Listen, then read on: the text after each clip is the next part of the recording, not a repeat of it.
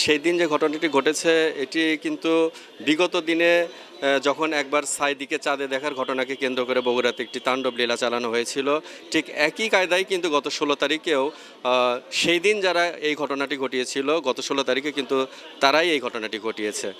বিশেষ করে ছাত্রদেরকে সামনে রেখে তারা পিছন থেকে এই দেশকে অস্থিতিশীল করার জন্য এই অগ্নি সন্ত্রাস ভাঙচুর নৈরাজ্য তারা করেছে।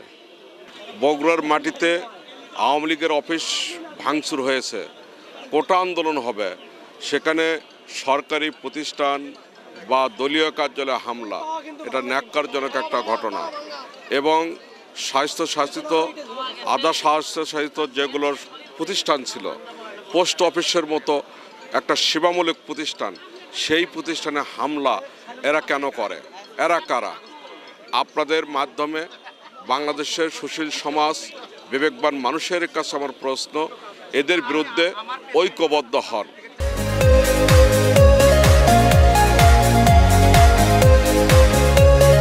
আমরা জানি এটা কারা করছে।